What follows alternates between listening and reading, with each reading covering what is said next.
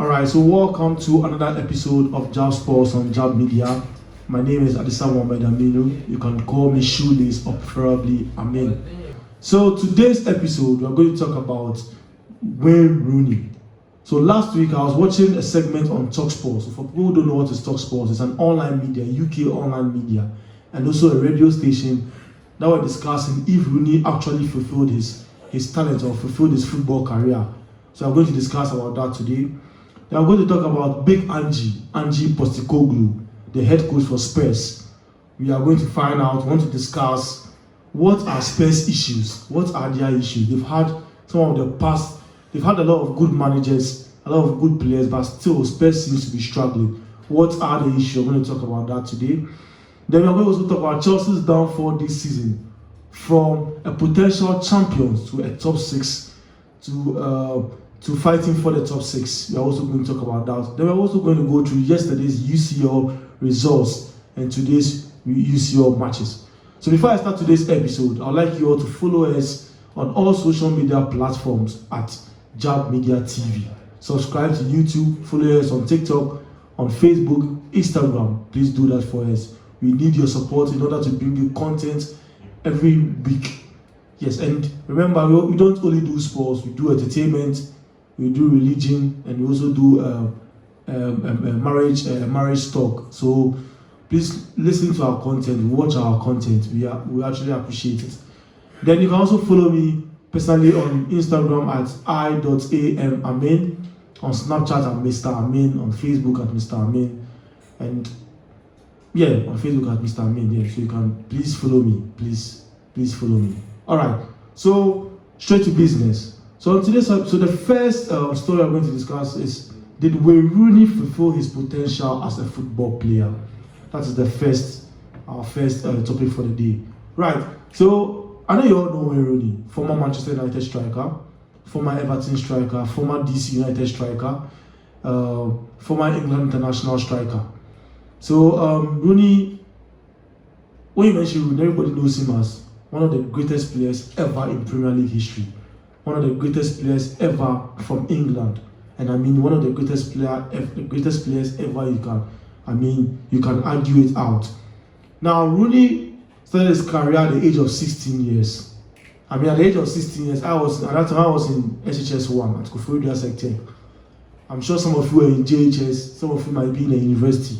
But at the age of 16 years, Rooney was balling. He was playing at the biggest league in the world, the Premier League. He was playing for Everton at the age of 16 years under David Moyes.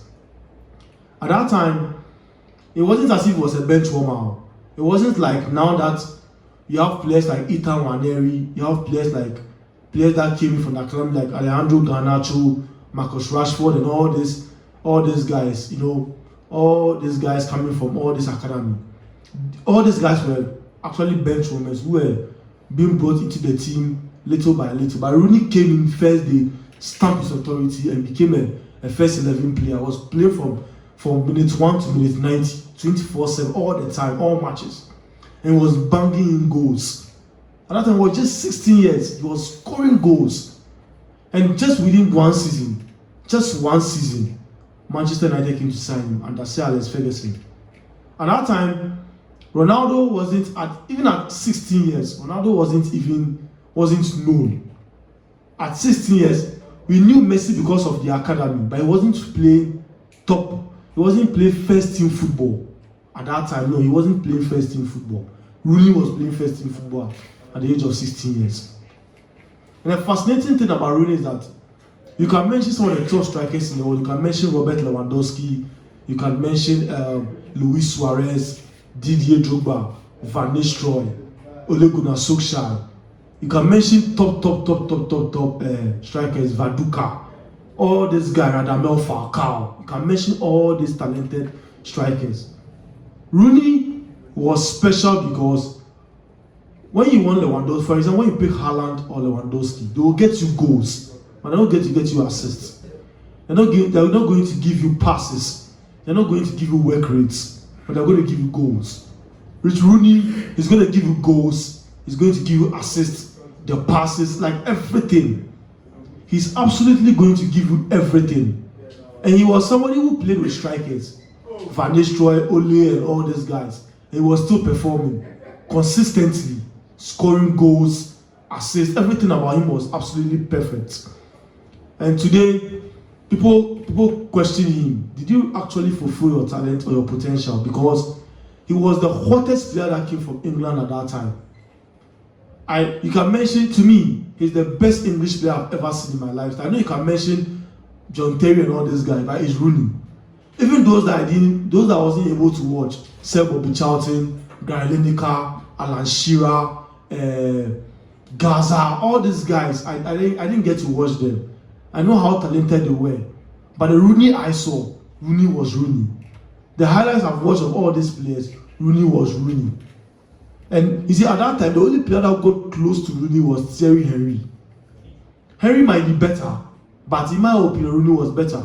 In my opinion, I feel Rooney was slightly better, but Premier League history will tell you that the greatest Premier League player is Henry, followed by Rooney. I feel Rooney was better. But then even if he wasn't better, I think he was still close to that Henry level. But then, yet again, what do you mean by Rooney didn't fulfill his potential? I mean, he won the Premier League several times. He won the Champions League. He could have won 3 Champions League. It wasn't because of Messi and Iniesta. He could have won the Champions League in 2009, which he lost to Barcelona. Right? Yeah. Then in the 2011 finals, which he also lost again to Barcelona at London, in Wembley. He could have won about 3 Champions League. But he still won the Champions League. He won the UEFA Super Cup. He won the FIFA Club World Cup. He won the Premier League. He won the FA Cup. He won the Capital One Cup. He won the Community Shield Cup. He won trophies. And then young Rooney, I remember in Euro 2004, Rooney was balling against the likes of Zidane. He was balling. This guy was absolutely balling. And if it wasn't because of his injury, I could tell you for a fact that England would have won Euro 2004. And I think the issues he had with Ronaldo when they met Portugal and so the thing is, Rooney, I think he fulfilled his career. I think even though we were expecting him to get to Messi and Ronaldo's level, but he fulfilled his career because look at this.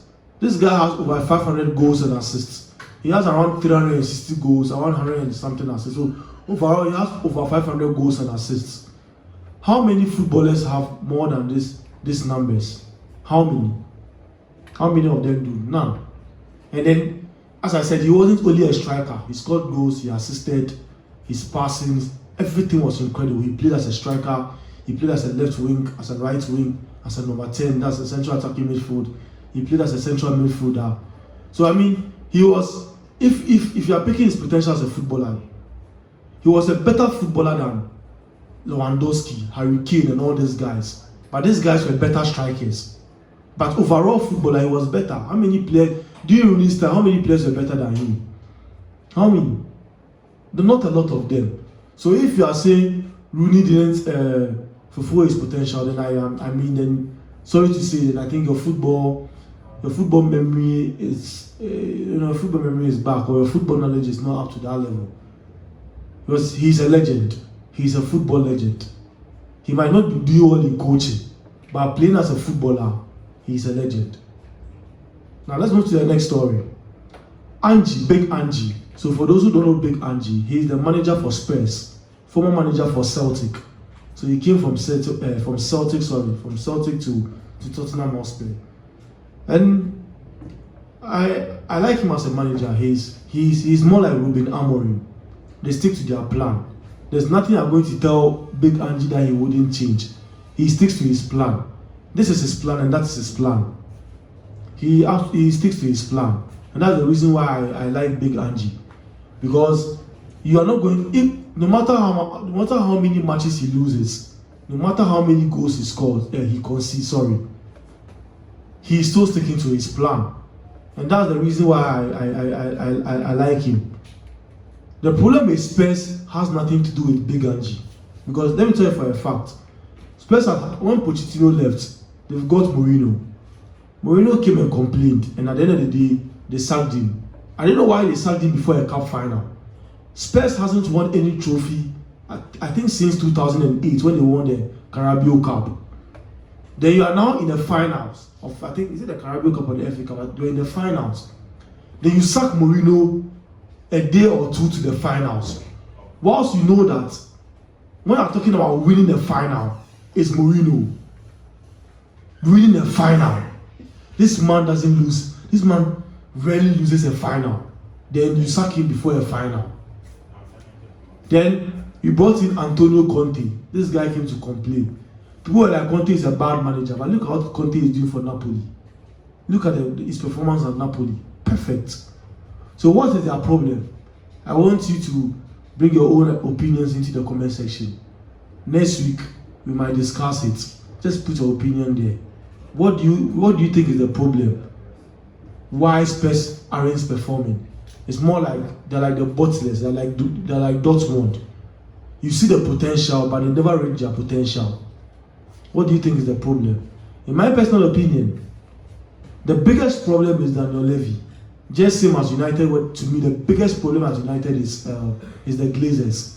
Levy is the biggest problem. Don't get me wrong, he has invested in the team. I mean, he has built a new stadium and all that. But it's what people don't know about football is that, as someone like me who's aspiring to be a coach, one thing about football is that you can't see a player, you can't see a football player, or you can't scout a football player, especially when he has performed at the highest level for just one season, and you expect him to come and perform for you. It doesn't work like that. You have to consider his consistency. You have to consider the manager, the sort of system the manager has before you go on to sign players. So you realize that United has spent almost $1 billion, almost £1 billion in players, but they are still poor. Since Ferguson retired, but they are still poor. It's the same with it's basically the same with Spurs. Harry Kane has left Spurs, and you go and sign Dominic Solanke.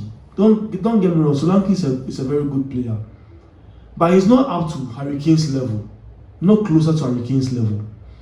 You have Richarlison, very good player, but he's struggling, and you have other players. So you realize that the season that they got close to winning the Premier League, that Leicester City won the Premier League.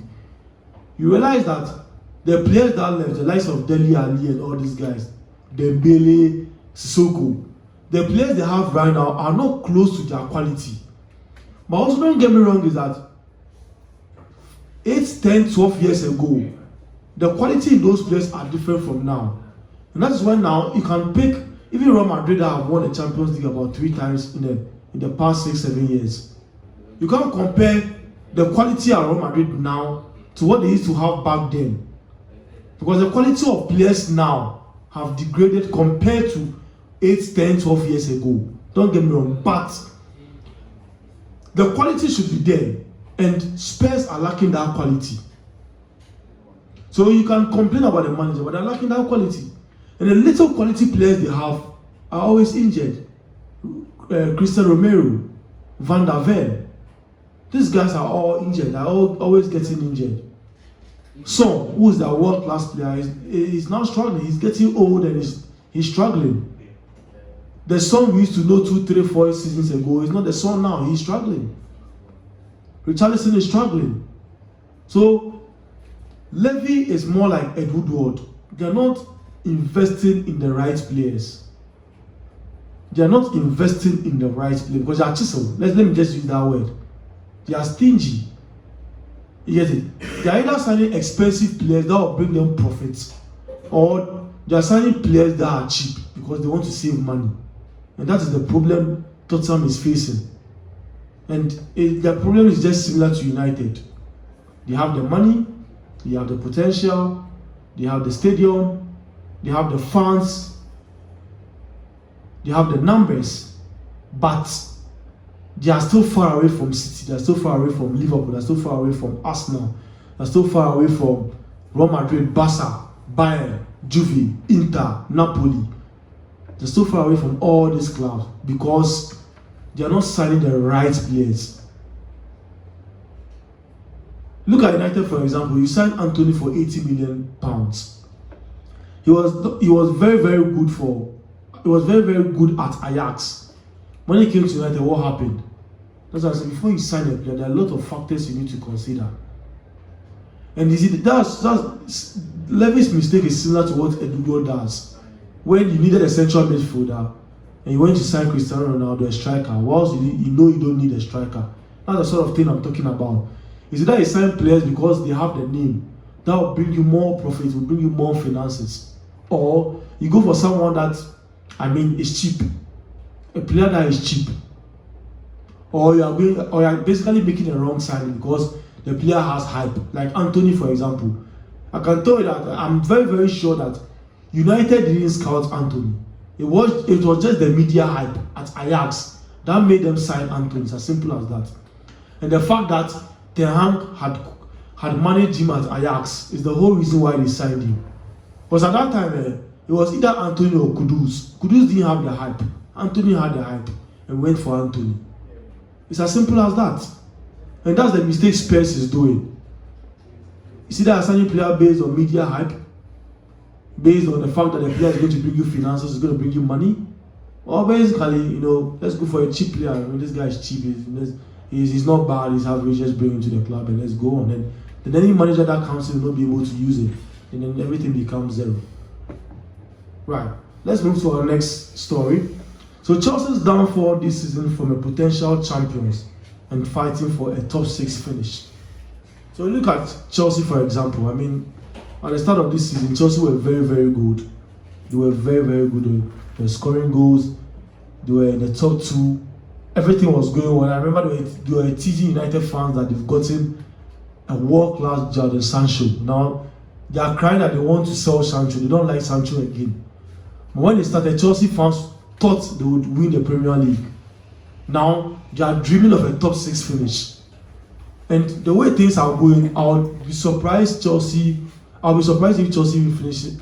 I'll be surprised if they do finish in the top 8 or even the top 10. I'll be very, very surprised. Because at this moment, the confidence is not there. The confidence is not there. The confidence is not there. They're not playing well. They're not creating chances. They're not scoring goals. They were relying on Cole Palmer. And now his form has dropped a bit. And now they are struggling. Nkunku can't be fit. Jackson can't score goals. Sancho is struggling. And they're not creating chances. Their goalkeeper is making a lot of mistakes. Sanchez is making a lot of mistakes. The back four are conceding a lot of goals.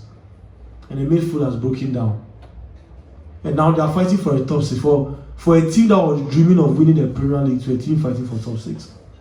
And it's at this moment, the sort of players that Aston Villa has bought this winter transfer window, the way Nottingham Forest is playing, the way Bournemouth is playing, I would even be surprised if Chelsea finishes in the top 8. I'll be very, very surprised. Because at this moment, I don't think if they meet Aston Villa, they can beat Villa. Or I don't think they'll even be able to beat Bournemouth. Or Nottingham Forest. It will be difficult. Even United and Tottenham are fighting for relegation. I don't think they will be able to meet them and play as a world-class team. Even if they win, they will struggle. They will struggle to win. So what's the problem? What all of a sudden, where is the problem from? I thought Chelsea was the greatest club in the world. They've been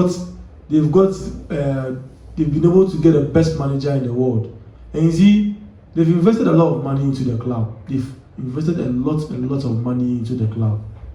And it seems like the investment is not getting Chelsea to the level that they want to. And that's the problem Spurs and United are facing. They're not signing the right players. So then I ask myself, is the scouting team actually working? Because they're not signing the right players. And that's why I realize that they are spending a lot of money. They are actually spending a lot of money, but they are spending a lot of money, but they're not getting to the level that they want to get to. So it's now time for the scouting team to be able to set up and try and scout players that can take the team forward.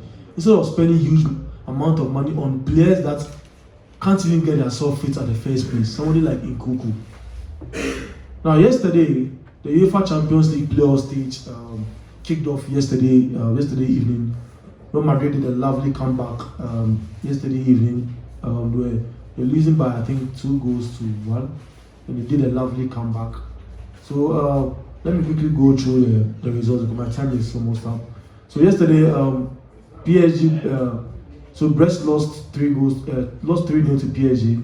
Juve won by 2-1 against PSV. Then City lost by 2-3 against Madrid. Then Sporting also lost at home to Dortmund by 3-0. Then so in today's fixtures, you have Club Brugge versus Atlanta, then Monaco, Benfica, Celtic, Bayern, and Feyenoord, Milan. So as I said about 2 weeks ago during the match build-out stream we did, I said I expect Atlanta to qualify, I expect Benfica to qualify, same as Bayern against Celtic, and then Milan to Feyenoord. So I'm not expecting anything different this evening.